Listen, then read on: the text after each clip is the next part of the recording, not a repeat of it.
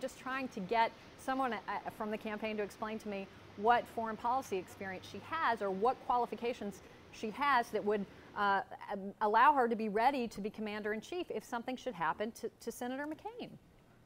Well, That's Kim, a let fair me be question, clear. I don't it? think there should be any problem explaining her experience. She has executive state-level experience. She's been in public office reforming Washington. She's been in executive office longer and more in a more effective sense than Barack Obama's been in the United States Senate. She's been the commander of the National Guard of the Alaska National Guard Tucker, that's been deployed overseas. That's foreign policy experience. All right, just give me, Tucker, sorry, just if I can interrupt for 1 second. Commander, because I've heard you guys say this a lot.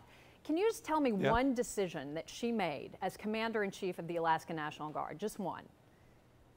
Yeah, she has made any decision she has made as the commander of the National Guard that's deployed overseas is more of a decision than Barack Obama has been making as he's been running for president for the last 2 years. Give me an example of one of those decisions. I'm just curious, just one decision she made in her capacity as commander-in-chief of the National Guard.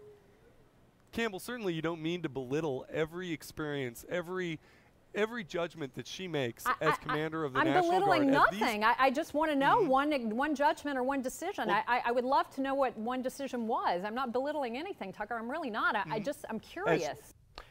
It is just my opinion, but I thought Campbell Brown was very tolerant of the evasive nature of Mr. Bounds. And Mr. McCain said that Ms. Brown was out of bounds with Mr. Bounds. Hey, I'm funny.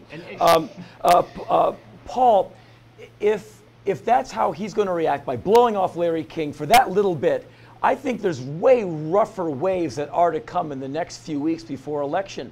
How do you think he's going to handle that? So.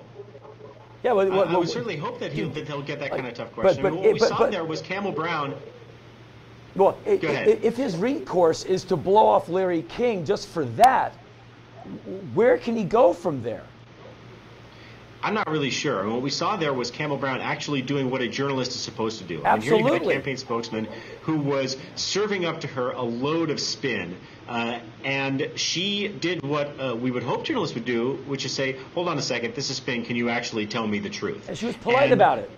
For that, they treated it as though she had committed some kind of terrible sin, stepped out of the bounds of what has become the norm of behavior, which is that we deliver the spin to you, and then you just write it down and you put it in your newspaper or on your television show. Well, that's not the kind of journalism that actually serves the public. Maybe it is the kind of journalism that the McCain campaign has gotten used to and a lot of the public has gotten used to, but it's not what journalism ought to be. So when Campbell Brown actually did what a journalist was supposed to, they were appalled. And their response was to sort of, stick their fingers in their ears and say, I'm not going to talk to Larry King, I'm not listening. It was quite unusual, and what's really unusual is the fact that we find it so unusual that somebody, a reporter for a cable news network, would actually do that when it's what every reporter should be doing every single day.